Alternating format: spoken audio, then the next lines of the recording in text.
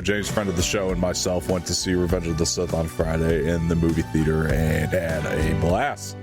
First time? For him? For me? No, like first time you've seen it? No, I saw it probably 4 times when it came out back in the day, but it was cool to go again. As I was telling you earlier, I always kind of fool myself with these things, thinking they're going to show the original cut of these things. I don't know why I keep telling myself that. And it's great, though. It's the 4K cut, which still looks gorgeous on the screen. Even James noticed the difference, though. He was like, that looked like far more crisp than I was expecting. Oh, yeah, he's usually really critical of those things, too. James? Hard man to please. I never heard him critical of those things. That just shocked me. That's the one time we were talking, yeah. But even he kind of noticed the difference with it. But it still looked great. And seeing that Mustafar fight again was really cool. Obviously, it's really cinematic. The whole movie just plays like one big concert. Well, I learned something. Yes. Revenge of the Sith related. Uh-huh. Did you know there was a Battle of Mustafar playset? No. Yeah, it's really rare, I guess, and it's really cool. And for some reason, there's little platforms for your Anakin and Obi-Wan figures, right? And you can like hit a little switch and they spin, back and forth to fight. And at the top, you can launch like fireballs, so it looks like the lava's pouring down. That's amazing. Yeah, I never knew about it. I've never even seen it before. I was watching a video where they're just going for the different, like it was I wish I could plug the channel. It's a good channel. They always do like the hype of a Star Wars movie around the time. Yeah. And he'll buy like all the merchandise and like show it off and like demonstrate it. And he showed that and I thought it was incredible. That is incredible. Yeah. James was even impressed by it. He would buy one, actually. I would buy that was the thing. There went my camera. I don't know what happened there, but yeah. Anyway, no, that sounds amazing. Really did not know that. Kind of stoked that I know about it now. Definitely something I'm going to look into for sure. I also right now. Got to say, so this is what's crazy. There was 2 people sitting in front of us at the theater, and they left right before Mustafar and never came back, which was like crazy. Like I swear I was like, okay, they better be going to the bathroom. And I've never been so concerned for what 2 people that were not me were doing in my entire life. Like it was crazy because it almost gave me anxiety, the fact that they left like right around then, like probably right after Order 66, I would say. And I'm like, well, they better come back for the Mustafar fight. And then they didn't. And I looked at James. I was like, they really left. They actually left. Like, they're not coming back. What if it was their first time seeing it and they're like, wait, the main character just killed children? No, we can't. That's like the only explanation. Get out of here. We're done. That's the only explanation I could have, is that this is their first time and they just didn't like the movie. Other than that, were they elderly, you said? No, they were younger. Okay, because I know like sometimes old people just go to a movie theater and just kind of hang out. Yeah, if it was that, yeah, for sure. But it wasn't that. It was 2 young people, and they both left right before Mustafar. And I was like, you gotta be kidding me! Like, that is not the time to leave. And if you didn't like the movie up until this point, you're about to, so better stick around. I remember, speaking of the old people seeing movies, this always is burned in my memory. I went to like 11 a.m. showing for Evil Dead 2013 when it came out. Oh, yeah. And there's this old man just reading a newspaper in the front row of the theater the entire movie. Yeah? Like, never once I think he looked at the screen. He was just reading his paper. You say 11 a.m. when it came out? Yeah, it was like 11 a.m. showing, yeah. Which theater? The Wabash one. Okay, I was going to say, we were in the same theater, but we were not. I was at a early screening, I feel around 11 a.m. the day it came out, and that was, but it was at the other one, East Side. Oh, so, okay. Yeah. So we were not in the same room. No, you know what? It was a lot. It was the 7 when that was around. Okay. Yeah. I found the place set. Oh, cool. I'll send it to you if you want to show it to the kids at home. Let's see if I can, get this uploaded here. Be pretty cool. I'd never heard of it. Like, this would have been something on my radar as a kid. Oh, so I don't know if it was super limited or not. Yeah, it's expensive, but it's like affordable expensive. Like, it's $150, but let me see. I'm gonna have to do this differently, otherwise it's going to distract from the show. You guys are going to see a thing come up here. Sorry about that. And then yeah, go on, Dom. Show me your thing. I'm going to try to pull this up for everybody, and for audio listeners, we are pulling up the play sets. Let's see, I should be able to do this now. I'm going to share this. Sorry for everyone who sees this, but yep, there we go. So that's the play set right there. There's like the top where it shoots out the little fireball. Oh, sorry, it was yeah. This is complicated. I don't think I could do this. Now you guys are seeing my Facebook page. Lovely. No, it's not even popped up on here. Let's see. Oh no, but it's on the OBS, which I'm using to film the show. Oh, buddy. Yeah, I know. Sorry, guys. Sorry for the technical difficulties I'm having here. We will get this. Okay, now I can do it.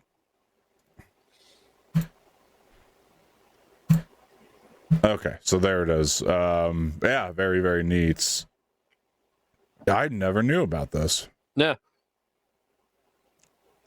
So taking a closer look here. Oh, that's amazing. Yeah, I got to send that to James, friend of the show. Oh, he will. That's weird. That's his legal last name too. Yeah, I know. It's like when he goes anywhere, and he fills out forms. Friend of the show, party for two. Mm-hmm. That's correct. Yeah. Yeah. Yeah, that's amazing. $149.94, huh? It's almost worth it. Or best offer. Yeah, it's worth it. And it's sealed. I didn't know that, but that's awesome. Ooh, shipping's the killer though. Yeah. $41. Crazy. I will say though, between Revenge of the Sith and just everything coming out of Celebration and Andor, it's like I'm telling you, man, I'm all horny for Star Wars again. It's really working on me lately. I'm really enjoying everything. Everything you see on the internet's on there forever. Everything I see on the internet's on there forever. No, you say on the internet it's going to be archived, and basically that quote you just said. I've said worse. Well, I'm sure. outlive you. I'm sure I've said worse. Welcome back to Starlight Shadows. My name is Tom, and that's Josh, and we are going over Star Wars Celebration today. We're going to do our little post show and just kind of go over the announcements and things, and then next week I'm going to try to do an Andor mid-season review, and then the week after that, Revenge of the Sith discussion, and then hopefully Andor full review. That is the plan as of right now, as we've both been incredibly busy. Myself been going to a lot of cons and needing to do other things to make money so I can live and do a show, and Josh pretty much the same, I think, just doing things to make money and live, and so he can even do a show. Crippling comic addiction. Yeah, it's great. Yeah, there's other things like that too going on. So hot toys. Yeah, I've been doing some conventions, and I got to meet John Boyega, which was awesome. Why didn't you tell your Boyega story there, Dom? I don't know. It's a good story, but no. Yeah, why would you talk about it on the Star Wars podcast? It's crazy. I know. Okay, fine. I mean, I'll just tell you, really quickly.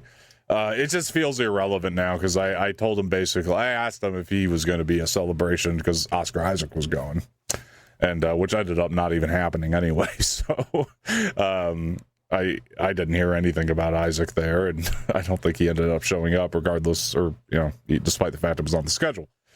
Boyega just looked at me, just kind of shocked, and was like, "He is?" I said, "Yeah," and he's like, I was like, "You're going to be there too, right?" And John's like, no. I said, no, come on. I was like, you're coming back, right? And he's like, I did 3 of them. He was like, do you really need more? And then James was like, there's always time for more. And he's just like, there ain't time for shit. Which was just, yeah. Which is the title of this episode. There ain't time for shit. That's right. Yeah, no, but he's a really nice guy. A really nice fellow. Got a picture with him on my Instagram if you guys want to check it out, but yeah, he's really cool. What's your Instagram? At Dom Rambles. It's up at the top right there of the screen, so for the audio listeners, at Dom Rambles, so you guys can check it out there. And also I mean, really just as much of a Star Wars fan now as he's always been. That was one of the things I was really happy to hear about Boyega. Kind of talked about that at the panel that he did with Josh Horowitz. So he's still just as much of a fan. He geeked out about his Harrison Ford figure that he has signed, and talked about the fact that these places are really they're making these clickbaity headlines to try to make him sound like he doesn't like Star Wars anymore, that he's soured on it in some kind of way, and they're just taking the bad quotes and not putting the good ones in out there, and he doesn't like to see that. He said that he's honest with the journalists because he had good and bad experiences doing it, like any other job you do, and they're just taking the bad parts out of it and putting it out there. So so I was happy to hear, though, that he still loves Star Wars. He said, got to meet Hayden Christensen and geeked out about that, and so he's very much still a fan. He's still watching reaction videos, subscribed to all the fan sites, and keeps up. So he's still he loves Mandalorian and all that stuff. He's watching all the shows and keep it up. So yeah, no, it was cool. It was cool to meet him. Just the Oscar Isaac thing did end up kind of becoming irrelevant, just because I don't think he ended up showing up Celebration at all. So there's that. But Celebration, moving into it, I'll just give my overall take on this Celebration. So I've heard criticism that this one was a lot more tame, but I also think that they needed that a little bit for this one. And then secondly, I want to talk about all the things they announced, and we'll get a little bit deeper into that. But everything that was talked about that was announced this time around is what Josh and I have talked about they needed for a little bit. I was about to ask if we remember what our predictions were. Well, and how we were. We were definitely wrong about some things. I mean, I think that you and I thought they might do a release date for Ahsoka, which they did not give, but they did reveal they're filming now, actually. So that's pretty cool. I think we also both thought we'd get a public trailer for Mando and Grogu, which, wrong and right. There was the big leaked one, and then they also put out what they called a trailer, but was really just a title and date reveal. So it wasn't really a public trailer per se. And I think we also... I was trying to remember that. I thought there was one other thing we were thinking they would do. The Kathleen announcement. Yeah, the Kathleen announcement obviously is the big one, and they didn't do that. But I will say this. I mean, Kathleen, you felt, to me anyway, the presence, because this is still the first one since Dave's promotion to CCO. And you can feel that presence here. And I really felt it within the title announcements and things of that nature, because it is really getting down to the thing that you and I have talked about, which I think is kick-ass ideas. And that's what struck me about everything. They're all kick-ass ideas, every single one.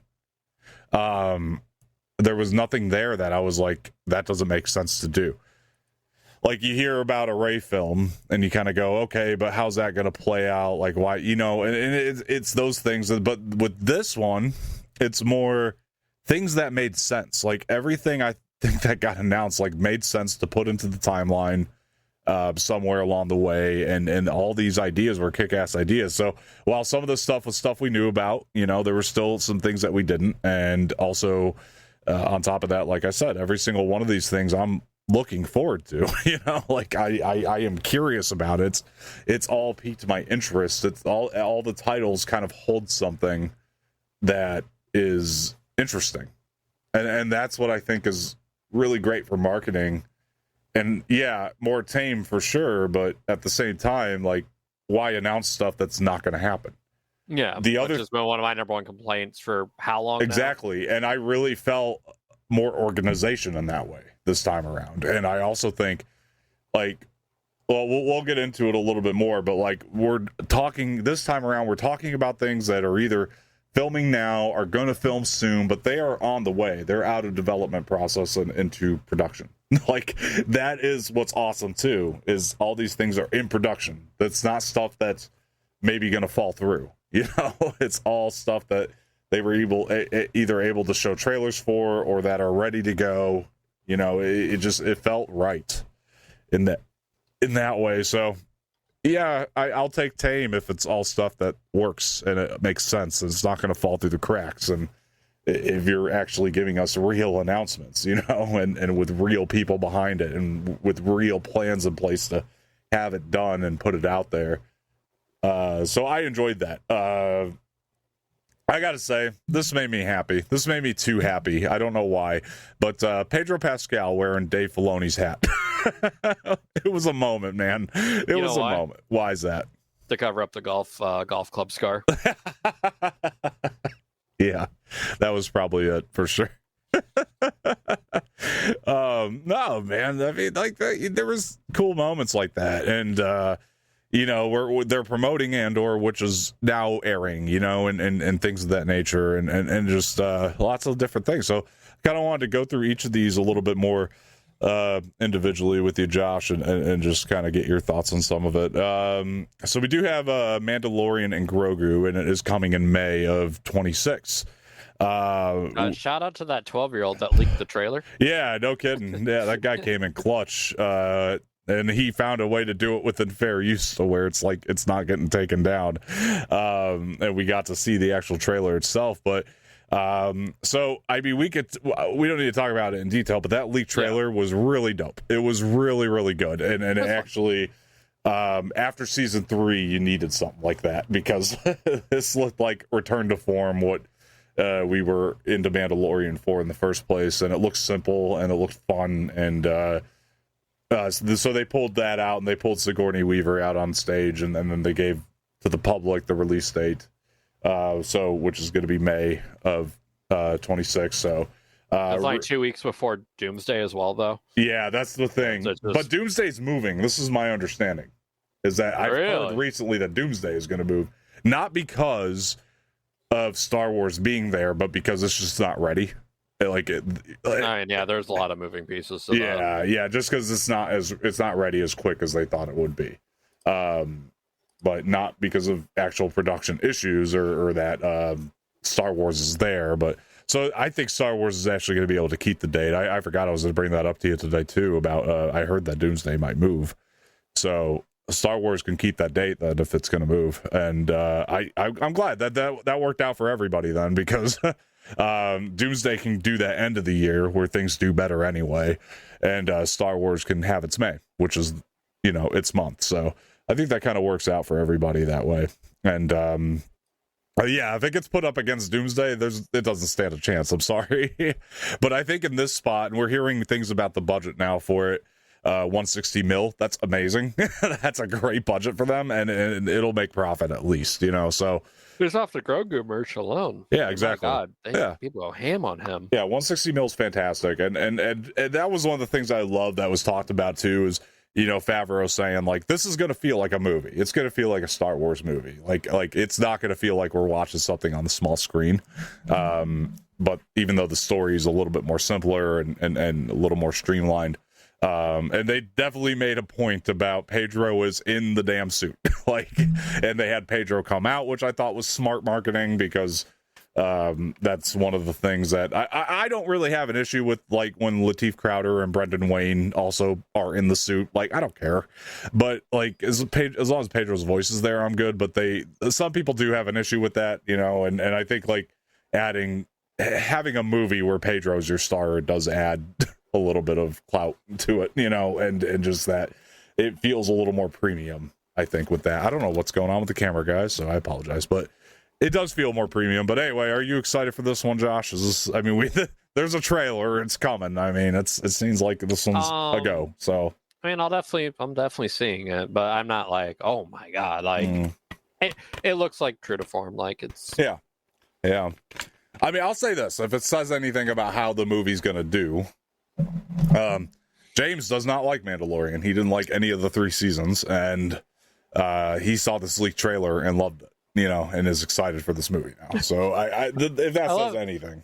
I feel like the audience is just like, who in the hell is this James guy? My God. Goes to see Revenge of the Sith, doesn't like Mandalorian. The hell? Yeah, no. So if it says anything, though, as far as how to gauge how it's going to do, so I think once we get a public trailer, people are going to get excited for it. But yeah, I'm so excited for this. I think it's going to be cool to go back and watch a Star Wars movie again in the theater. And this one, yeah, there's something to it, you know. And then we also got, obviously, we knew Ryan Gosling was going to do a Star Wars movie, but now it's becoming all the more real. They announced that it's coming in May of 27, so we're going back-to-back years with movies, which is great. Sean Levy made a huge point. This is no longer in development. It is in production. We are shooting this fall. It's happening. It's a lock. And not only that, they did give us a title, Star Wars Starfighter. Which is a game. It is a game, but I also think that this is great marketing. Kick-ass ideas. We all like Starfighters. We're interested, right? Remember the Rogue Squadron announcement and how upset people were when that got canceled? This is a similar thing. It's in the similar vein.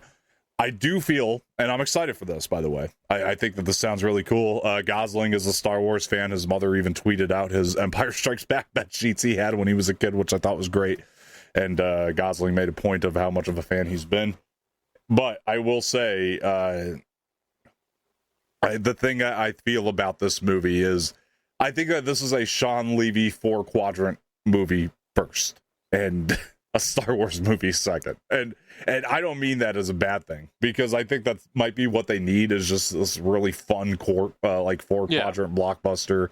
Like, I think that this is going to be a little bit more in the vein of Solo, a Star Wars story, like in terms of the tone and the feel of it, where it's just like this big 4-quadrant movie, you know, but it just also...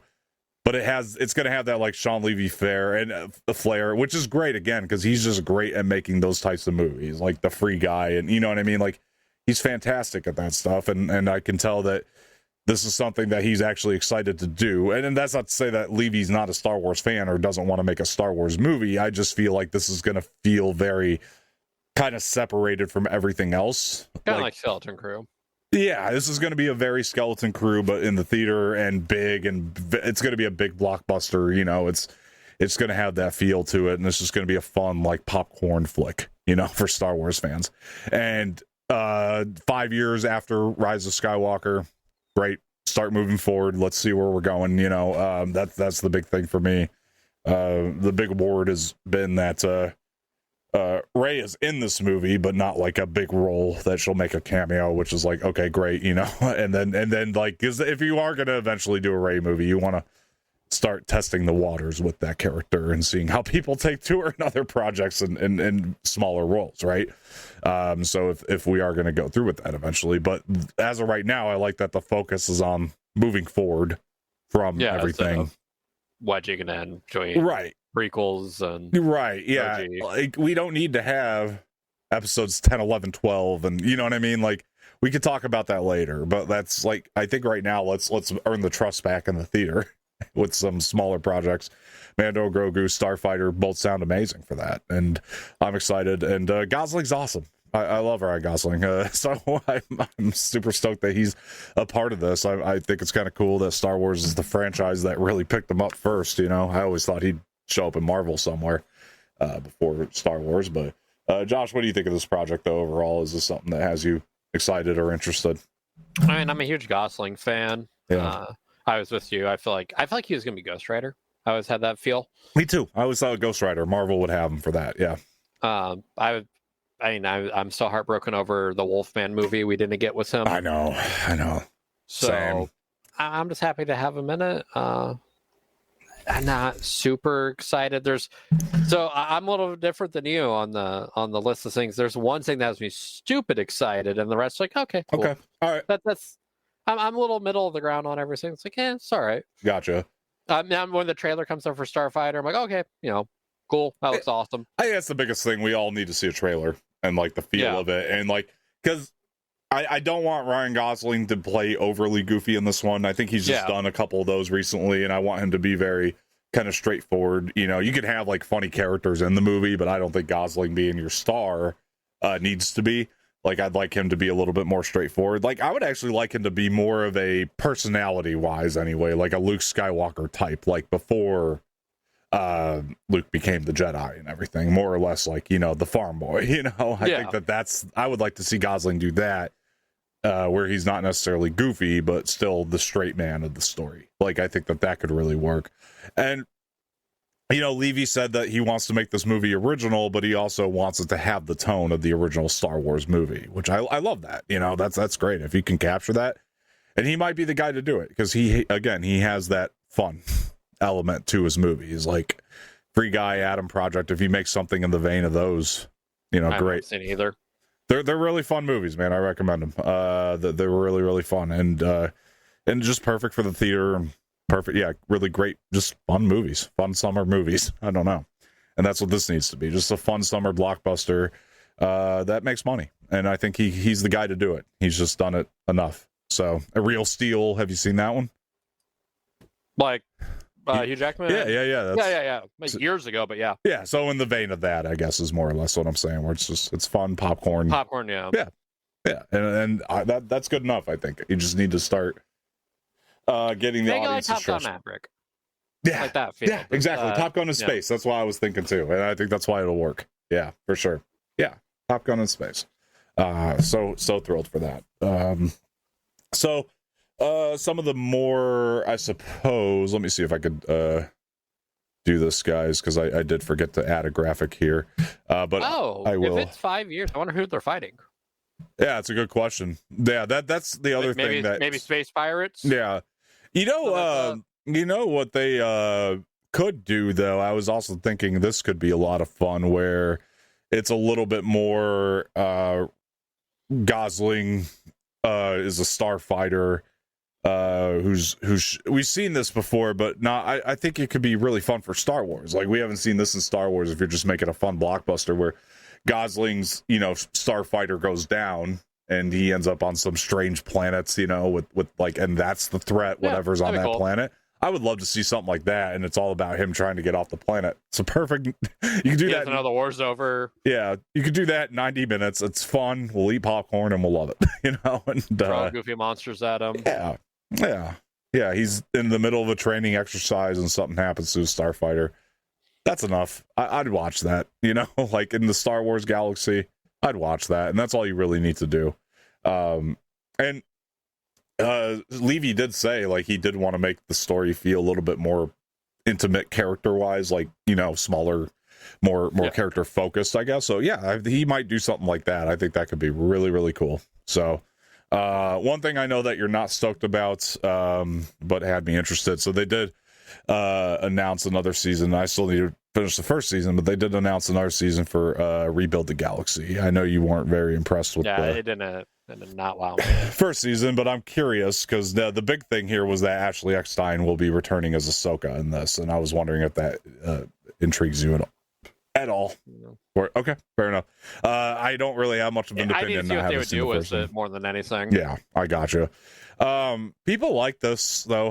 When it came out, I mean, from what I understand, it seemed like people really dug it. I haven't seen the whole first season. I was having fun with the first episode.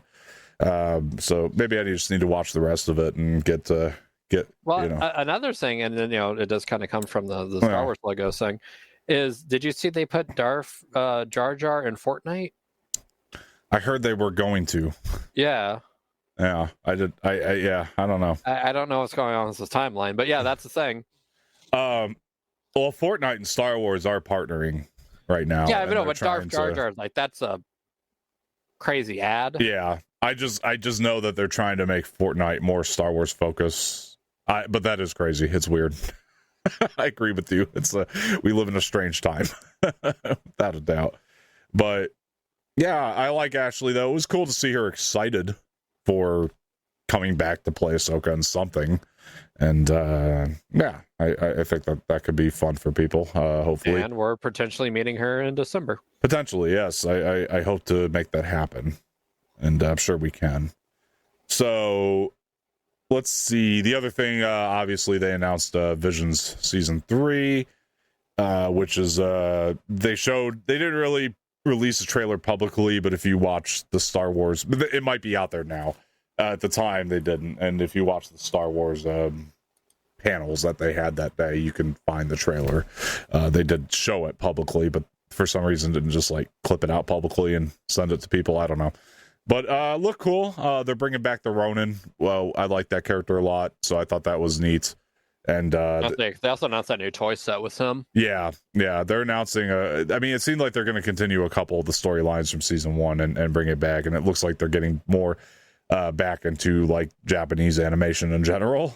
So very excited about that, because I liked season 2 when they expanded, but I thought season 1 was better personally. So I'm excited for Vision season 3. I'll watch it. These are just always fun. It's like one of the places where they can tell these outside stories and not have to worry about canon and all that. Yeah, I could be wrong, but isn't there also like a long form Star Wars anime coming out? So that was my next one. So we have Ninth Jedi, which is a spinoff. I had this up next because they kind of did this all in the same panel. So this was a surprise. Ninth Jedi was a storyline from season 1. It was a great one. Definitely one I wanted to see more of. And so I'm glad that we're getting a whole series on it. I think that that's really cool and just something fun that's not connected to anything else, but also Jedi related and Jedi based and very creative and can be original and doesn't really matter because it doesn't connect to anything. And I love that. So between those two, are you looking forward to either of these? I haven't really watched much of. I think I watched like the Ronan's the first episode, right? Mm-hmm. I think I've seen that. Mm-hmm. I just don't really recall much of it. Yeah. The Ninth Jedi, or the Ninth Jedi is what it's called? Ninth Jedi, yeah. Is that the one I kept finding figures of where it's like kind of a weird anime looking Sith Lord? Yeah. Okay, the art style that always intrigued me, but I never got around to it. Yeah. But yeah, I'll probably end up watching. Now that it's long form, I'll be more enticed. Yeah, exactly. And then it's a cool way to test the waters with that too, like because maybe they can expand out a couple of these other ones, like the Ronin or what have you. And so I think it's cool to test the waters. And yeah, I was wondering if maybe that had you a little enticed here. I'll probably. I don't know how soon I'll watch it, but I'll definitely watch it. Yeah. Probably closer to the release. Yeah, but before we get to some bigger ones here, well, there's one big one in particular we're both gonna hopefully lose our minds about. But this one had me. I was actually very pleased with everything that we saw about this. Star Wars Zero Company. This is the new game that's going to be in the style of XCOM. It's a turn-style strategy. Happy. That trailer was great, and what they showed of the gameplay, it's like, all right, I'm in. Like I'm a huge XCOM fan too, so yeah, I just never played it, but I've just never played it. But this looks like a lot of fun, and I'm very excited for the style of play. It's something new. That's number one, which is cool. We haven't really had anything like this per se, and I like the Clone Wars setting. I like that. I'll just pull this up one more time. Do you look at the set of characters you'll be able to use too, and switch between, obviously, during combat? Like, it looks like a very good variety of characters, and then like each one's going to have their own unique style and ability, and I enjoyed that idea as well. Is there a release date? I don't think so yet. I thought they said 2026 though, like just the year. Yeah. So I was actually, that trailer was so much better than I thought it'd be. So very happy with it.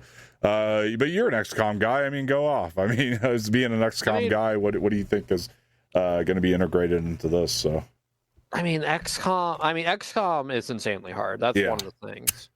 It's a lot of resource management, budgeting. Like, yeah, because this has set characters where XCOM doesn't really have main characters. Like, you just have recruits and then you rank them up. Yeah.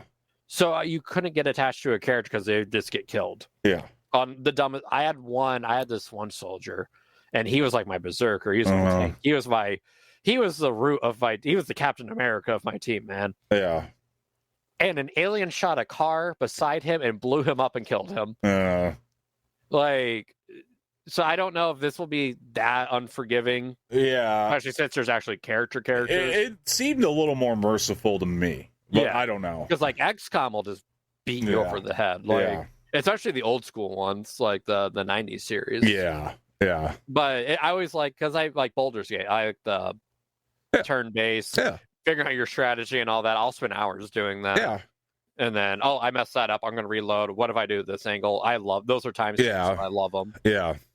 And what I like too about this is there's going to be like a story that keeps you going. You know what I mean? Yeah. So if you want to hear a really cool, what looks like a cool Clone Wars story, it's going to motivate you to keep playing it, I think. And yeah, I thought it just looked really good. I was really surprised by even though it's like, you know, turnstile and all that, like it still just had these, like the graphics actually looked pretty immaculate for it. Like it looked really, really well made and well designed. It kind of weirdly hits a nostalgic thing for me. I don't know, like, because you remember like the weird, like, not weird, I guess, like, but like the RTS like PC Star Wars games that were like the 90s and 2000s, like I think one's like Wing Commander and all that. Like it just gives me that vibe, like, oh, playing an old Star Wars game on my PC, like a little bit. The one that it reminded me of, this is a weird comparison, but it's probably like the last game that was, well, that's not true. I did like Halo Wars and all that too, I guess, back in the day. But there was one that I was really hooked on, and they did one for, remember those Army Man games that were like the Army Man toys? Yeah, and they had a turnstile one like this, and this looked more in the vein of that. And so I'm hoping it is, like, it looked really fun. I know it's like a silly thing, but yeah. Super off topic. Do you remember the Nintendo 64 one? Where it's like a third-person shooter. I had so many of them, but yes, yes. Are those on good old games that you'd actually got me curious now? I'd love to play those again. They were really, really fun. Sergeant's Heroes, yes, I do. Yep, those were so fun. Yep, the 3D. Yeah, or Nintendo 64 one, and they even remastered it for GameCube as well. I remember. Yep, and that was really fun. And yeah, no, those were so fun. And this looked a little bit more like that turnstile one that they did for that. And yeah, so I'm hoping it's as fun as that was. Okay, I'm gonna pitch an idea. They can steal it because I just want it made. Do you remember Worms? It's ringing a bell, but like you had like little army worms, and then like you had to shoot your friends' worms over like these weird maps. Do you remember that? Yeah, it's super cartoony. I kind of okay. Do. Droids. Ha ha ha! Make that game with droids. There you go. I'm in. Yeah. The audio, the animation, that'd be wonderful. Yeah. Firing rocket. Yeah. Like, the shooting. Like, you know it's great, and just even so far is like every single one of these, though, even though some of these are, we'll see, you know, they have our money on every single one of them. Like, nothing has go. Like, even though it's like I'm middle of the road, it's just I'm not like, oh my god, like it made me like pop. Yeah, like, but it's still enough to get our money and to like get us to go see it. Oh god, they're doing that. Yeah. There wasn't one of those this time, and then that's again what I was talking about. You really felt that creative influence, and like even at the opening and celebration, it was George. It might as well be George now, but Dave and Kathy. It wasn't just Kathy opening; it was Dave. She had Dave talk a lot, like right at the beginning, and so you could really feel who the creative head is now, and it's like that promotion meant something. It felt like, you know, because I remember he got this like promotion prior. Remember that? Like it wasn't like the CCO, but then there was one before this, and it didn't feel like it really made a difference or meant anything. And then we make the comments like, well, what does that even mean? Exactly, yeah. And this time it actually felt like it meant something, and I'm feeling again the organization and looks like the future is bright for Star Wars. Possibly, like they're starting to earn some trust back a little bit, for me anyway. I mean, I was always in, but it just like everything here just feels like it's stuff that makes so much sense. Speaking of making sense, this is way overdue, but come on, Maul, why wasn't this done years ago? But again, future looks bright. This looked awesome, and the trailer did leak. Thank you for sending me that too, Josh, because I was trying to find it and you finally found it, and sent it over to me, and I'm like, yeah, this just looks incredible. And everybody at Celebration was coming out of that trailer saying, wow. I mean, it looks stunning, and they said that the animation style is the word is gritty that was used, and I really love that. I love that. It's the old Clone Wars look. Exactly. Something more in tune with like those Night Sister episodes, and yeah, I mean that's kind of what I'm looking for out of this. And then to see Whitwer get the opportunity to do this is pretty cool, and Talon being canon. Oh, of course, yes, Darth Talon. We got to talk about too. That's another major thing, because George Lucas's dream has finally come true. Yeah. I don't know if you know the story of him seeing those two, right? Friends. Yep. Yeah, oh, they're friends. him saying that they're friends. They're friends. And then that's being realized, obviously. And it does sound like Filoni has less involvement in the series, but it's going to be done by Athena Portillo. But she's had a lot of experience working with Dave on Clone Wars and things. So, and I could just tell by the interview that was done with her and Whitwer, like she really gets it. You know, like she really, really gets it. And well, also Whitwer being attached. Exactly. Like, he's not going to let it. That's what I love that she said is like where she had like knowledge gaps, she went to him for it, you know? Yeah. So he's also kind of, I mean, I'm assuming he'll also get a producer credit on this. And, there's also that famous story of where they're like, what was it? He corrected Dave Filoni on something. It wasn't Filoni, it was Ron Howard for Solo. They were doing Solo, and I think Ron Howard had the lightsaber wrong. No, it was, Filoni was mentioning it would be the first time Padme and, I don't know if I've heard this story. I don't know if I've heard that story. Yeah, it was something like about Padme and Shmi meeting, and he was like, no, they had dinner together. Yeah. In Phantom Menace, and everyone at the table like went silent because like someone stumped Dave Filoni. Yeah. Yeah. It was because it was they were talking about, it was an episode of Clone Wars, I think it was going to be. It was going to be like a big deal that those two are on screen together. And it's like, it's already happened. They had dinner. Oh, I don't think I've heard that story, but okay. Makes sense. I mean, I know that Whitwer's a encyclopedia of Star Wars knowledge, so I mean, I get it for sure. And I do remember the Ron Howard one, though, where I believe Ron Howard had the lightsaber design wrong, and he corrected that. And so, or when he was on, what was that one show you used to watch all the time? Oh, God. It's Collider show. What was that? Oh, Jedi Council. Yes. Yeah. They did the game show, and like he was finishing the questions before they would ask the question. Yeah. Do you remember that? Mm-hmm. Like they were like, oh, what? And then he would just do the quote. Yeah. Oh, I miss Jedi Council. That was a fun show. Anyway, but he's just such an encyclopedia of the stuff. I'm sure he'll get a producer credit to some degree, and because I'm sure he's put a lot of input into where they're going, and yeah, I mean, I'm hoping, my big hope with it is to finally follow up the Maul and Kira stuff too. I hope that somehow is incorporated in there, because I think that it has to. I agree. Like, it wouldn't make sense that they don't follow that up. Like, it's really one of your it's one of those avenues that's right there that you almost you have to follow it up. But yeah, Darth Talon was crazy. I was not expecting that, and no, I wasn't either. That was not on the bingo card. Yeah, so they're getting they're starting to. It feels like, you know what it is with a lot of this stuff. It feels like they're starting to open up a little bit more to try some more what some people would say is a little bit more inside baseball for Star Wars fans. But I think that they're starting to bring this stuff to the forefront.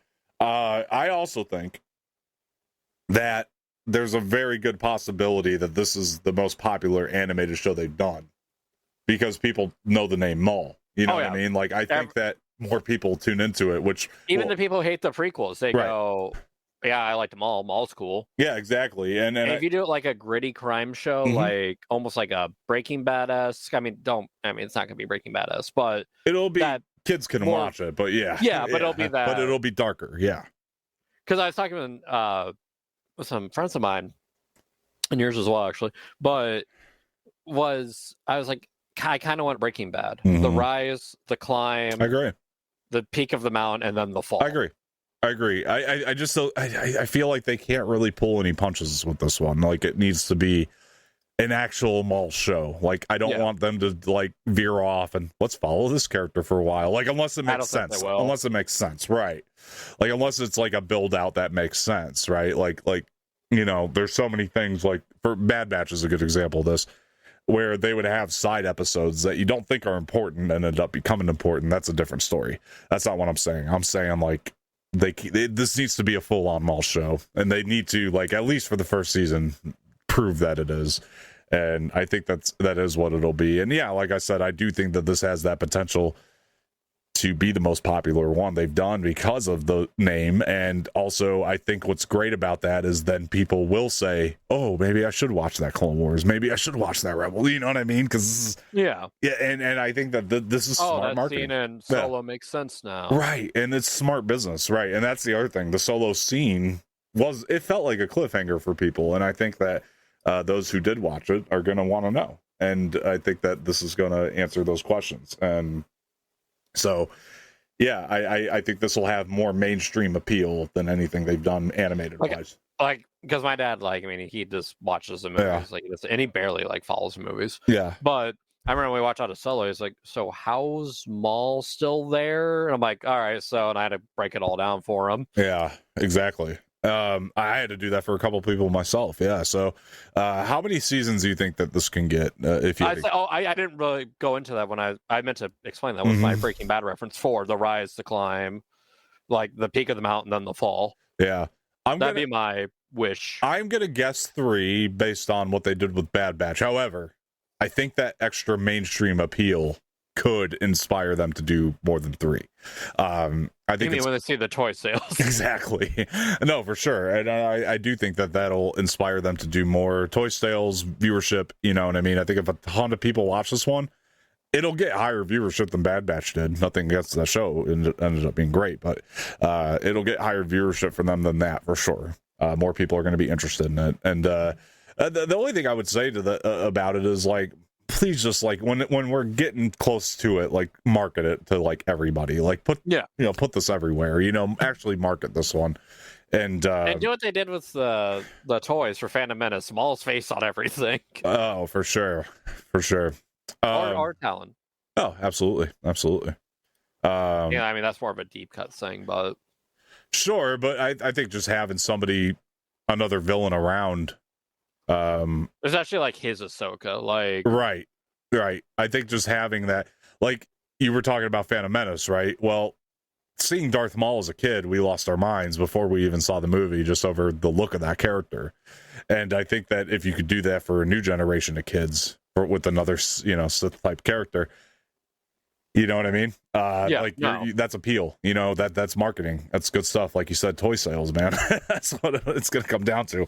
And so get a new generation of children excited about a character, and on all sides of the front. And I think that this could be very, very good for them. And they could go that 4-season run, which perfect for Rebels. You know what I mean? Like 4 seasons, and could be perfect for this.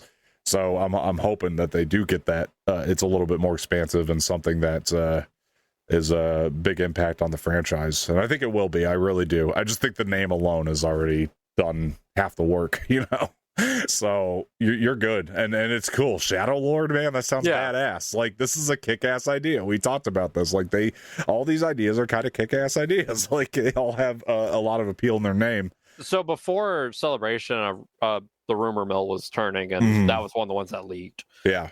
And my brother came to me, and he brought it up, and I'm like, no, they're not going to do a Darth Maul. Exactly. That makes too much money. Yeah. That's too smart. Yeah. That's what I mean. I did feel a shift in the creative this time, and I do think that had an impact. And they did kind of go out of their way to make a point, though, that Filoni is chief creative officer this time, and they did kind of say that a few times throughout different interviews and panels and things that they were doing. So I'm going to bring up this. Obviously, they went over Andor. I don't. Have you watched any of the new season yet? I haven't. Okay. All right. I mean, Andor stuff was great. It was just, when they do something that's already like right around the corner, it's obviously the excitement's a little bit. You're excited to see it, but like it's a little bit less. But it's just like when it's coming out in a week. That's okay. That's not what you watch Celebration for, I guess. Yeah. You know what I mean? Obviously, that they're just although there was a big push, it's good marketing for sure. You know what it is? It's getting the Christmas gift that you're with your mom at the store, and she grabbed it in front of you, and you're like, okay, cool. Yeah, so it's that one. Yeah, it's like a cool gift, but it's not as exciting when you know about it. And you know what's coming, and the Andor also has a thing of like, well, we know it goes into Rogue One, and you know what I mean? Yeah. Like I think we're just excited for the new, and don't get me wrong, very excited for Andor. I'll at least give my brief overview of these first 3 in a little bit, but so they did a lot of push for that, and it was really, really fun. The great moment was seeing Diego Luna and Alan Tudyk on stage together. So really loved that. And then they also did a panel that I didn't think was going to mean a damn, was the Sidekicks panel, and ended up being one of my favorite ones there. Ashley Eckstein hosted with Anthony Daniels, Ahmed Best, and Alan Tudyk. And you'd think that this was going to be a whatever panel, and actually ended up being very, very cool. It was great because Anthony got like this awesome standing ovation at the end of it, like for all of his work as 3PO. Not something that we typically do here, but Ahmed Best called out some fans online. I was like surprised that they let him do there, but he had a very big, actually, I thought very important diatribe about that I won't repeat, but if you guys want to see it, it actually is it was a great statement on toxic fandom, and like actually is something a lot of people need to hear. And it was great to hear it coming from somebody like him, because he's somebody that people on all aisles of the fan base, they like him. Yeah. So it was cool to hear him call some of this stuff out. And he actually called it the elephant in the room, and it really is. But he did kind of call it out, and it was great to hear him say that. And then again, I like that they included Alan Tudyk in that panel. Like, let's not forget about K2, and he just seems like he's so thrilled to be back. So I'm excited to have him in Andor season 2, man. I'll tell you that. So really enjoyed that. That was a great panel. Ashley she's a great. She didn't do them all, but she's a great panel host. Like, honestly, like they should have her do more, for sure. Nothing against anybody that did any of the other ones, but one of the big things that obviously we know is coming back, and they did do the Ahsoka panel. So this panel had it started with Jon Favreau, Rosario Dawson, and Dave Filoni all coming out, and they surprised in the middle. Hayden Christensen came out in the middle of it, which, by the way, was his birthday this celebration weekend. So very cool to see him there, see him make the time to come, and it was a really good panel for the most part. I mean, they looked back at season 1, and then there was some. Definitely things they talked about that I didn't even like piece together from season 1 that were like, oh, that makes sense story wise and things of that nature. Like, I'll just say this, like from a lore perspective, like I never like really pieced together Ahsoka's like her arc in this last season, where she finally confronted her fear with Anakin, right? Mm-hmm. And becoming a mentor. And one of the things that they mentioned is that was so important, not for what's coming forward necessarily, a little bit of that obviously with her and Sabine, but a little bit more important for what had already come to pass, which was her hesitancy to train Grogu, all had to do with that big fear. And I was like, oh, that's really cool. Like, I just, as a fan watching, I never made that connection to the overall thing. And so I thought that was really neat. They did this really awesome, like,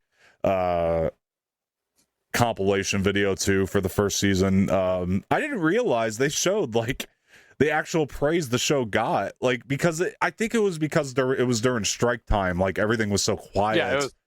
But it actually did do really well, like critically. Like, critics really liked the show. I didn't realize that until they honestly, I never really remember hearing much complaints either. I didn't hear complaints or praise. That was what surprised me. And then they showed this thing in this compilation. And I liked the way that they marketed it in the compilation, because it felt more like we were talking about that Andor trailer, right? Where it was like that critically acclaimed, you know what I mean? Like, they did something like that at Celebration for the Ahsoka first season. I was like, put that trailer out now. I bet more people go check it out. Like put that out as a trailer now. More people watch it for sure, because it felt like they were taking the show seriously. And it was just really cool to see. So yeah, it was awesome. But then they started to tease season 2, and a lot of Thrawn talk, which made me very excited. Filoni revealed that there is going to be a massive battle with Thrawn, massive space battle involving Thrawn. He said Thrawn and Akbar are going to go head to head in that battle, and that's like, oh, that's right there. About that. Yeah, but you got me. I'm sure Akbar will get sucked out into space again. I mean, he's going to become the Kenny of Star Wars, where he just dies every time. Which actually be kind of cool, because then it's like, oh well, Akbar never really dies. So that scene in Last Jedi, like, people are just aren't upset about it anymore. He's just an invincible character. Clones. Yeah, exactly. Which would work in that universe for sure. That's ever truly gone.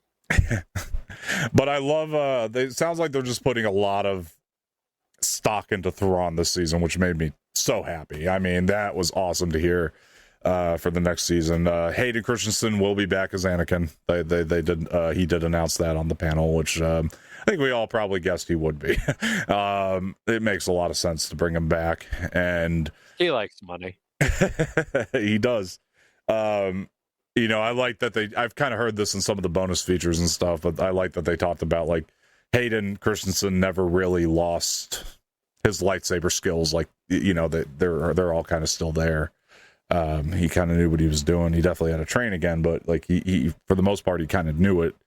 And them talking about, the Clone Wars flashbacks. And I thought Hayden made a really funny comment during that, because he was talking about like he remembers doing like the prequels or when they were doing Revenge of the Sith, more or less, and George was telling them about the Clone Wars. And at the time, it was more of a sarcastic, like, "Oh, that sounds really cool, George," like.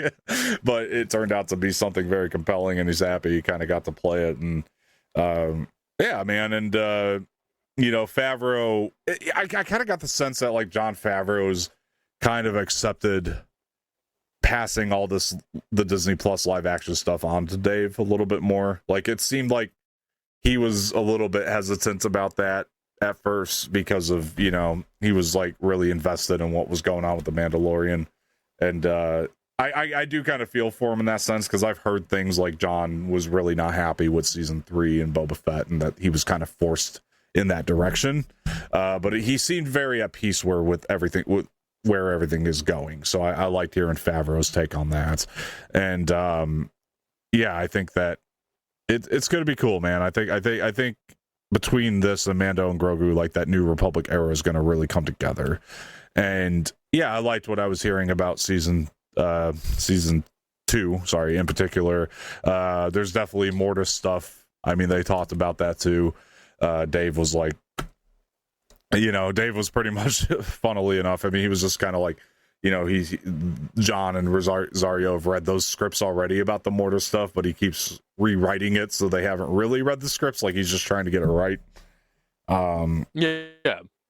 Fine-tuning it. Yeah, so I thought that was cool. That it just seems like they're really making that extra effort to get it perfect. Again, I do wish...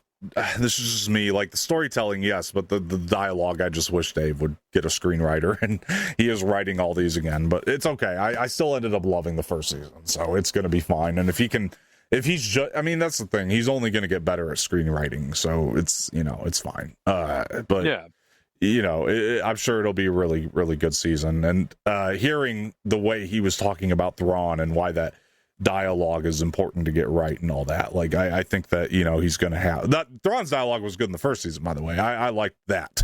That was probably his strongest writing, I would say, was what he did with Thrawn in the first one. But yeah, just rain hellfire upon them. Yeah, I did love that. Yeah, those lines were great. That wasn't my issue. What was the other one? We may have lost the men, but we wasted their most valuable resource, which is time. Yeah, something like that. It was like what do you call her? Something Tano. Did he say Master Tano? I forgot what he called her. But he said, but that's what he called her in that line where he was like, lost the most important thing. Time. Yeah. And the other one I loved was him and he called her Ronin. Remember that? I thought that was cool. Yeah. So they're on that great lines in that first season, and I think if they expand that even more, it's going to be great. Oh, and then obviously they showed an image of Rory McCann playing Balin, taking over for Ray Stevenson, and it seems like I didn't know Rory knew Ray Stevenson, so they said that it was important that Dave even said he spoke to Ray Stevenson's family about the direction he wanted to take the character. And before he actually went through with anything with it, and then so like I was like, oh, that's cool. At least there's, he's got their sign off on it too. And so it sounds like it's gonna be really cool. Shin is gonna be Shin Hati's gonna be taking over the Noti. It sounds like, or doing something with the Noti, not taking over the Noti, but she's teaming up with that tribe to go after the Noti, and it sounds like that's gonna be a big part of people. It sounds like that's going to be a big part of the story, is Ahsoka and Sabine having to defend that. So that'll be a neat little element. And I also enjoy the fact that he said that it's going to be kind of switching back and forth between the two galaxies for a bit, with what's going on with Ezra and Hera, and what's going on with Sabine and Ahsoka. And we're going to get both storylines simultaneously, along with the C plot of Balin, which is which will be pretty cool because he says sounds like that's going to be a whole other element added to this whole thing. So I'm very excited, man. I mean, I'm sure you're stoked for season 2. Oh yeah, and the fact they're shooting, since they said like we're getting more Hera as well. Exactly, yeah, and they're shooting now, which is great. That was because I thought last year Natasha said that it was summer, but it sounds like they're doing it before that, so that's cool. I hope they can get it out by December next year. We'll see. I think that sounds realistic. That's what it is. Yeah, I would imagine that's what they're aiming for. Probably a December date next year, because they have nothing in December then. Because then what? Yeah. Because then you would go. What that's? Well, Mando's summer, and you go from Mando to Ahsoka. Yeah, say Mando's summer. When's Maul? Maul is also next year, but I bet Maul's in the fall. Not to rhyme that. That's what I feel. But I feel like because it's going to have that darker, like, horror feel to it, maybe they're going to shoot for like an October thing, September, October, like closer to the fall time. That's what I'm saying. September, October, and then late November, early December would be the start of Ahsoka. Yeah. And we're getting visions this year. I don't know when we're getting the Ninth Jedi yet, but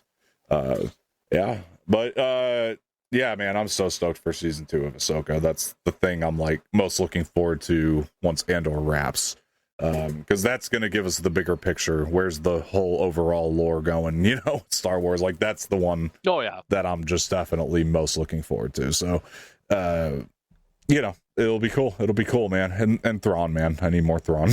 So. Oh yeah, Thrawn and the Rebels crew. Rebels crew, right? Which they kind of teased. This might kind of be like a Rebels reunion, big time, which it should be, So I kind of hope. I don't know. Maybe this is asking too much. That they. Oh, sorry. What was that, Josh? I said this is essentially season 5. That's what it's Ahsoka's show, but it's Rebels season 5. Exactly. And I think that what could be really neat about it. I don't know. Maybe this is asking too much, but I kind of want them to shoot for 10 episodes. They did 8 in the first one. I think 10 would be really cool. Well, if you have that many storylines. Yeah. You would think that they'd want to expand, exactly. And yeah. And then, not have us wait half then after that, like, oh man, now we've got another 2 years. Yeah. Well, I like right now they're testing the waters with Andor too to see like how the binge model goes a little bit more. So it's 3 episodes a week. Which maybe if it works out, they'll do longer seasons for some of this stuff. Because I just think that that's the spot that they're most lacking in with the shows right now, is definitely the lengths of these seasons. If you have more time to expand, it's going to go better, I think. So. Oh, yeah. Yeah. So I hope so. I hope that they don't try to cram it into 8 and let it be what it is. So, and with Filoni's promotion, it could be. That many side plots? Yeah. With that many side plots? Like, I don't know.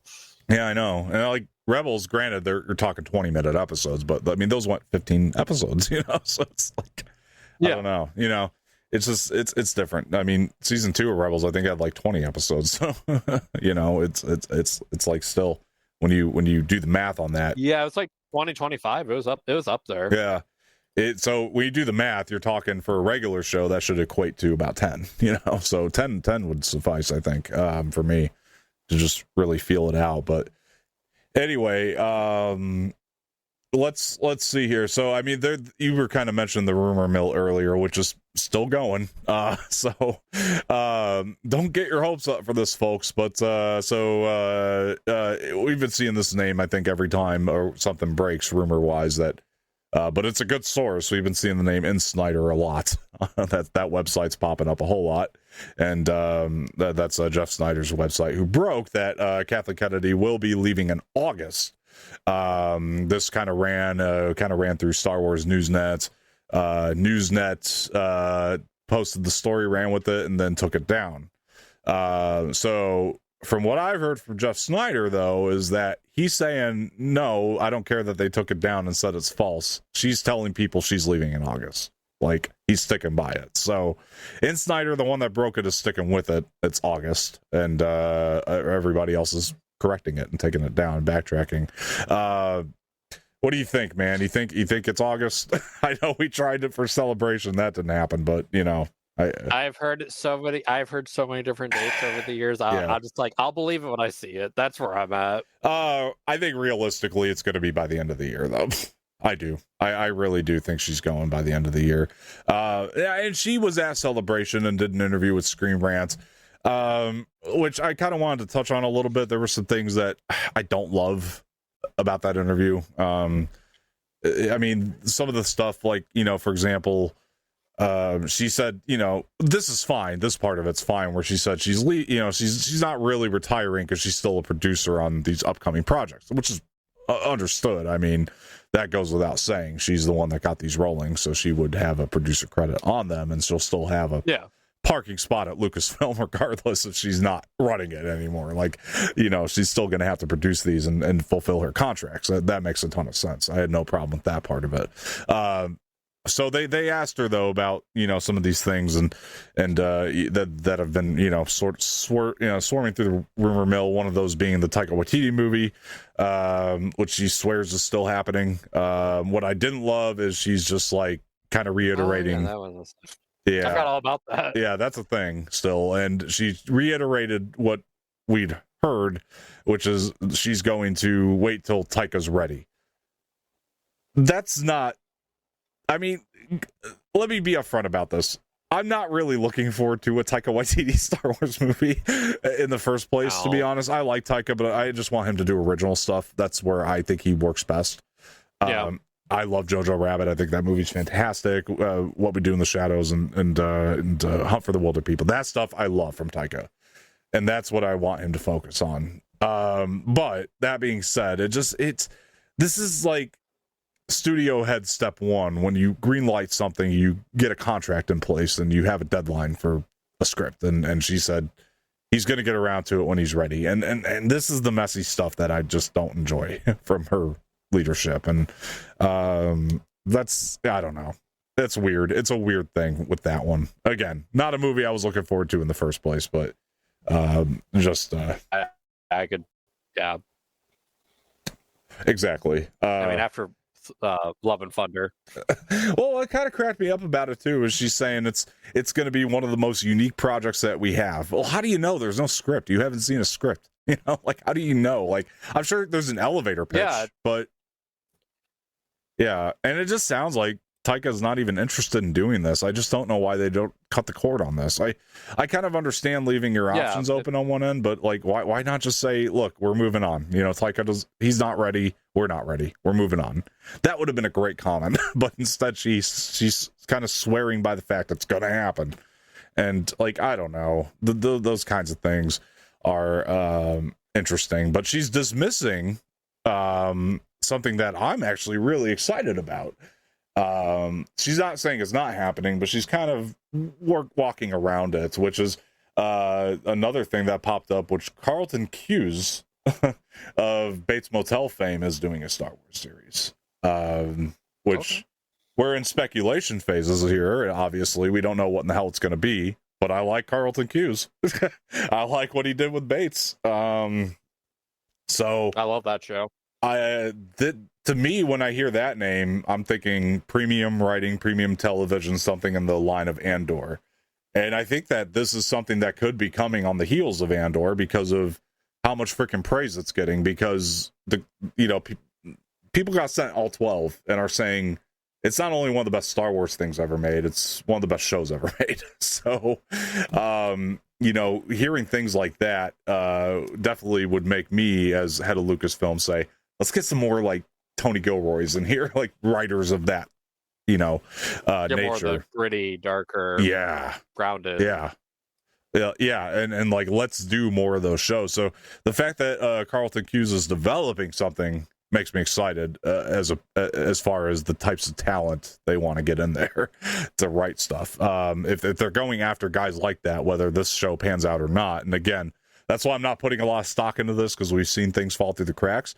But just hearing that type of name is like, oh, okay, now you're onto something, because like, I I could see them wanting to after Andor's success, you know, and I think that Andor is going to be massive, despite a recent controversy that's going around about it. That was pretty much premeditated, without going too much into it. But you know, either way, reasonable folks are really digging the show, and the ones that have seen the whole thing are. I mean, when you get, I've heard the word masterpiece thrown around about Andor more times than I can count, about this new season, and I'm very interested to see the rest of the episodes.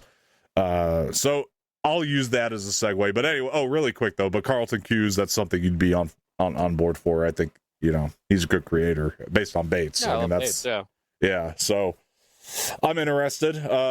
He did also work on Lost, but that was with two other folks. Damon and JJ, which they seem to be going up the Lost alley.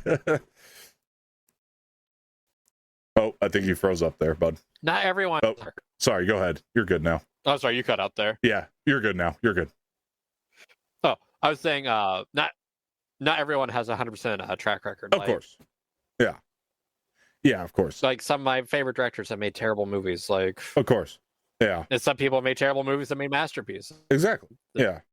It just depends. Yeah. Carlton's got his hands in better things since Lost, I guess is my point. And he's, you know, worked his way to becoming a very in-demand creator, from my understanding. So that's pretty cool to hear. Anyway, but I'll use that to segue into my quick overview of Andor, brief non-spoiler stuff for Josh who hasn't watched it yet. But I don't care. Go for it. There's really nothing to like.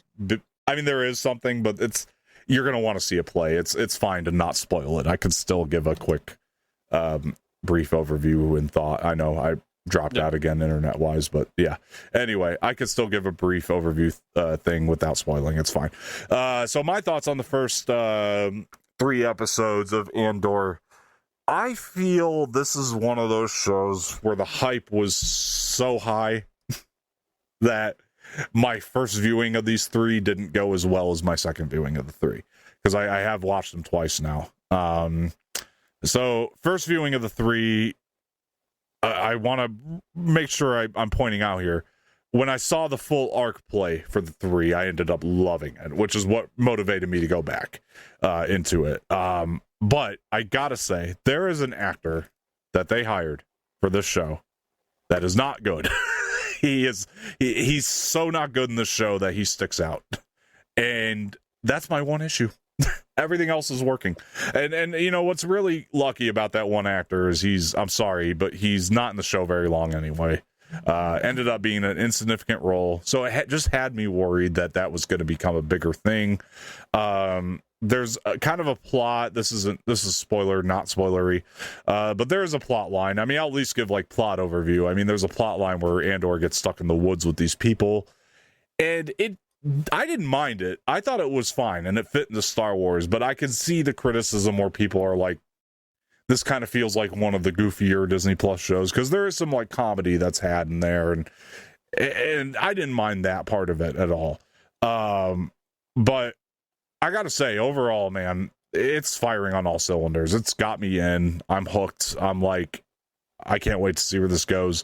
There's something that Andor does with the TIE fighter that we've never seen on screen. Like, it was awesome. Like, it's just, this show is shot so well and just written so well. I mean, that's the thing. Like, even when the actor is not acting very well, like, the writing is still so good. Like, you're just like, oh, but the dialogue is keeping you in, at least, you know. It's still pretty good writing for the most part. And there's kind of like 3 different plots going on. So you're kind of with Andor and his whole journey, and then there's one going on with the Bix and Brazo, like his friends that are pretty much in hiding when we come into this. And then we also have the Mon Mothma plot, which is the best plot of the whole thing. Like, everything with Mon Mothma is what keeps you into this. Like, not that any of these storylines are bad, but that's what really keeps you in. That's just a hook. It really is. Like, I mean, and like, I think that the way the Andor storyline comes together is like, oh, I can't wait to see what happens with Cassian moving forward. And just the way that they introduced Cassian in this season, I mean, like, you're in the shit. I mean, he is in the rebellion hardcore. The opening scene, oh my god, like, it's some of the best writing we've had in Star Wars, like, for sure. Like, just that opening scene with him alone. And I'm just blown. I'm still so blown away. Ben Mendelsohn, awesome as Krennic in this, by the way. Like, just awesome. Like, this is I think this is better writing than his Rogue One writing, personally. Like the stuff he gets to do here. And he's really only in one of these episodes from my recollection anyway. One of the three, but he's so good. They're starting to set up what we've talked about, which is like the Gorman massacre stuff. And they're setting that up very, very well. One thing they included in this, spiders. There needs to be more spiders in Star Wars, and they don't have enough of them. And I enjoyed seeing spiders in one of these episodes. It's like, that's something I want. The ice spiders in Mando. These were a little bit more colorful, but they still looked dangerous, if that makes sense. Weren't as big, I will say that. They were bigger than our spiders that we would see on average out here, but they weren't as big as that. These were just kind of matter of fact spiders, like, kind of like they were just kind of there, you know, on a planet. But still, I think there's something that's going to come to play later and could end up being like a scarier threat later, just by the setup of it. So I definitely think we're going to use them in that kind of Mandalorian way, if that makes sense. So it's like, that's one of the things, though, a lot of these episodes did was set up, but at the same time, I can honestly say there's like more action in these 3 episodes than there was the entire first season. That doesn't mean it's pew pew every 5 minutes, but it's still a lot of storytelling and a lot of building. But you know, the Mon Mothma stuff was mind blowing. I mean, it's really, we're following her because I'm sure you remember the first season where she sets her daughter up with that gangster's son because she needs funding for the rebellion. So that's what we're following is her at her daughter's wedding. And there's this like one continuous shot, I'll just say this, where a lot of our older characters from season 1 show up at this wedding, and there's like one continuous shot where we're just following Mon going around the wedding to greet people, and it just like never cuts, and it's just brilliant. It was just like a brilliant way to bring all the old characters back in at this one event, and what's going on through all their minds. Like it is a wedding, but there's like a back plot going on too that's on all their minds, and it's really cool to see the characters like try to balance having fun at a wedding while knowing there's like a threat going on in the background, you know, because they're trying to make this like, it's that political thing, right? Like they're all trying to be diplomatic about everything, but they know that there's a brewing thing going on, and it's that built the most tension for me. And oh my god, the pressure cooker situation. Exactly, that built so much tension. And Bix, what's the actress, Adria Arjona, I love everything going on with that character too, and her acting in these episodes, holy shit, is she great. She's somebody I'm looking forward to seeing more of, because she's fantastic. Love seeing more Brazo. I love seeing more of his little droid, his little B droid. That was cool. So all of our favorites, I guess you could say, are back in this, and they all play a part. That's what I liked, is like they had so much to balance. This is the only Star Wars show that I know of that can balance all this as well as it did. Like, and it feels like a full arc. Like, I see why they aired the 3, because you really need to see the full complete thing to like look back and really appreciate what was done and all the layers of it. And it's such a great show. And from my understanding, from everybody that has seen the show, I guess the next few arcs that we're getting make this first arc look like amateur hour. I'm like, oh my god, because this arc was already fantastic. I really enjoyed the arc's over a year, isn't it? Yeah, well, like a year's time. It all takes place within 4 BBY. So the next one will be 3 BBY, then 2 BBY, then 1 BBY, then we're at Rogue One. So we're at where the Battle of Yavin is going to take place. So yeah, so I think that it's really cool, and there was just things like, there's one thing in particular with Cassian's plot where it's like, I didn't think it was going to be as important as it ended up kind of being. Like at the end they kind of tease you with like, this is why we did this, and you're like, oh, okay, now I kind of get why you showed all this, and it's just brilliant writing, man. I don't know how else to explain it. Like, if you like the first season, I don't know that this arc was as good as the first season per se, some of the arcs in there per se, but it's still the same freaking show. Like, there's no question about it. Like, it's still the same show, and it's still very consistent. Like, oh my gosh, like, I know you're a Krennic fan, so I just can't wait for you to see that stuff. I can't wait for you to see that stuff. It's already, and then even on top of all that, I forgot there's a whole other arc, because you got what's going on with the Deidre and Cyril. Oh my gosh, was that stuff great? I mean, it's you know, that's like your comic relief there, though, with the Cyril stuff. Like, that guy's just so freaking weird, and only seems to get weirder as the show goes on. And there's stuff with him and his mother in this one that I was like, oh my gosh, this is insane and just funny, and just that's what it is. The guy who did Bates Motel, he's going to do a story about that dude and his mom. I will say that he doesn't need to anymore, knowing the outcome, but that's, you know, in due time. You should watch it. It's really funny stuff. I love that this season seems to acknowledge how strange that relationship is, and it actually, like, for me anyway, paid off everything we saw with those two in the first one already. So I was like, okay, so I'm glad that this came here they went there with it, and I'm like, oh, that really pays off. All of those long drawn out scenes of him eating cereal with his mother, and I'll tell you, man, like, when it comes to the payoff moment of all that, I was just like, yes, it was dope. That's all I'll say. So yeah, and they're just doing great work. Deidre, what I'm excited for actually with Deidre Miro is her and Krennic's relationship. I want to see more of it. Those two on screen together, just wow, that was like top tier acting. But yeah, for me, man, standouts Genevieve O'Reilly as Mom Mothma. She gets like an incredible amount to do in this, and she's just amazing on screen. And the way I'll just say this, we're seeing that transition from Mon Mothma and Andor to the Mon Mothma in the original trilogy. We're finally there, you know. So we're seeing how it all kind of happened. There's an inciting incident that made her really transition to the rebellion leader. That's like, all right, I just got to get shit done.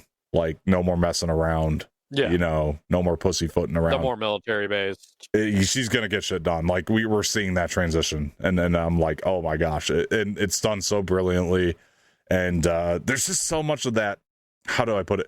Like, show don't tell in this. You know what I mean? Like, it's that stuff is done really well. Where it's like, oh, you need no explanation. Like, I'll just say, like, for an example, like, there are deaths in this show, like people die, but it's not on screen, and it doesn't need to be. It's brilliantly, it's more about what it doesn't show you, kind of thing, you know, where it's like, oh, what's going on off screen is actually even more interesting than what's happening on the surface, and I love that kind of thing. And I can go on about it for hours, but I'll just kind of leave you with this.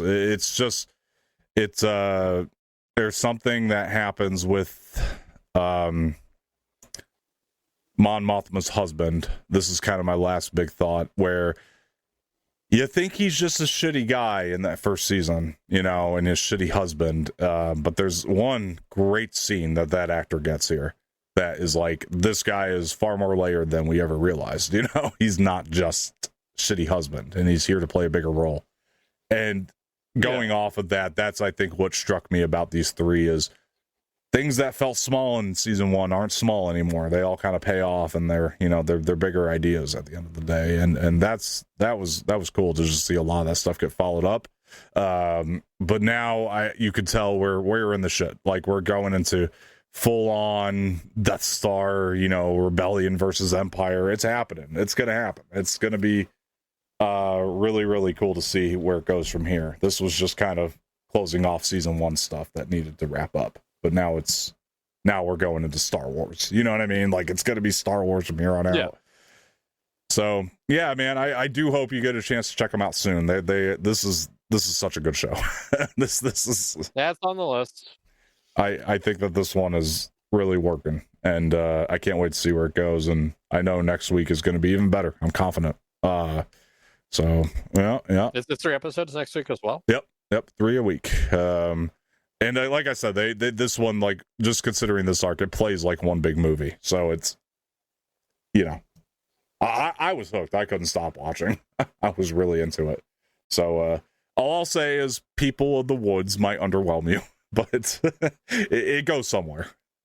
That's the one little thing I would say. That seems to be underwhelming a lot of people. I didn't mind it. I thought it felt very Star Wars, but I didn't mind it. But with the exception of one actor, I didn't mind it. So, but you'll know what I mean by People of the Woods. There's a plot line there that it's definitely the most underwhelming of all the plots, but there's still enough going on that keeps you invested and you're into it. So, well, and all right. Well, do you have anything else to add about Star Wars and all the exciting stuff we talked about today? We were actually able to fill an episode pretty well. Not really.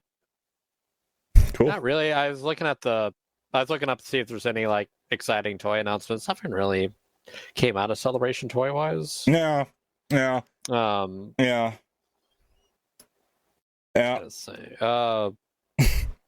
I guess there's a hot Andor hot toy with K2SO coming out. Oh, that's cool. I know. I really do want to get that. Like, it was a 2-pack with him and Krennic, I believe. I really want to get that. Not hot toy, but but the Black Series. Yeah. I really need to get that. I thought it came in a 2-pack. If not, I'll buy them separately. Because I do love Andor's gear in this, and I think that's what they made the toy of. And I was so I can't wait to get that. It was really cool. And I don't really have much on my front. I was going to bring up the game, but you already mentioned that. Mm-hmm. So yeah. This has been a celebration. It sure has been.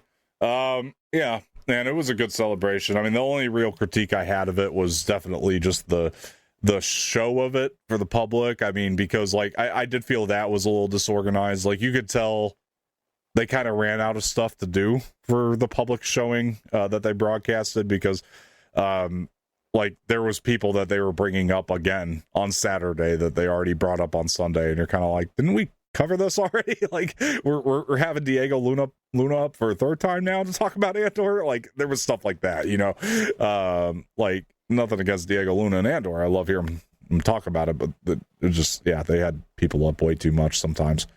So overall, though, I enjoyed the announcements of it. I thought that worked out, even though some of it was stuff we knew, some of the stuff got leaked, whatever. As we said, kick-ass announcements, kick-ass ideas. That's what they seem to be sticking with, and I hope that this is a trend moving forward. Next celebration is going to be the 50-year anniversary of Star Wars. They'll do it in Los Angeles, California. So, going to be very cool. I'm actually going to try to attend that one. It'd be my very first celebration. I have 2 years to prep for it now.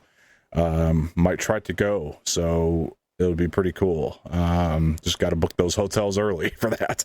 That's going to be the big, that's going to be the hardest part. I think once that's done, you're good to go. So hoping to go to that. That's going to be a cool celebration. Maybe in 2 years. Here's when we get press passes if the show gets big enough. I know, right? Well, let's keep up with it and see how we do. best we can do. Not gonna work out. Probably not. Unless you guys subscribe. It's important. Subscribe. Tell your friends. Like the video. Do all that. It's always fun. Listen to us on Spotify. Rate, review. Do what you can.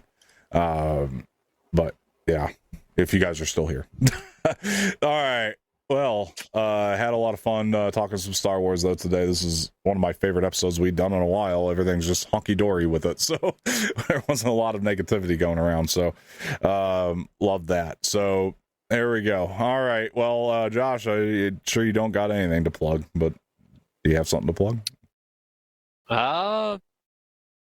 Nah, I'm good. Okay. Didn't think so. I'm good. For myself, definitely now that my weekends have kind of freed up a lot more, going to start doing some more content here. I want to get back out to see some movies. We got Thunderbolts coming up, so definitely going to see that and review that. I'm definitely seeing that opening. I'm seeing that Thursday. I'm going to try for Thursday. If not, I'll go Friday morning if I need to, and make sure we get something out here on the channel for it.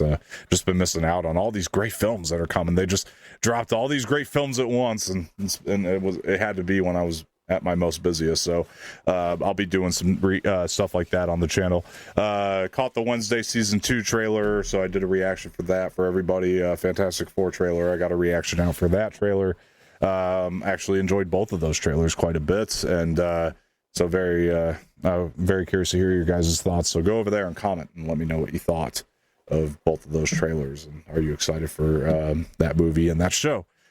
And we are Starlight Shadows. Follow us on Spotify, Apple Podcasts, wherever you get your podcasts. We're available, so make sure you go follow us there. It'll be on the Dom Rambles podcast feed. You get these episodes just slightly early, at least, if you go over there. So that's always a good benefit for you. They're great for your drives, and if you can't have a video open at the moment, just always great to have it there. So do that. And once again, my name is Dom. That's Josh. Like the video, subscribe to the channel, leave some feedback in the comment section, share us with your friends, hit the bell for notifications, and we will talk to you guys later.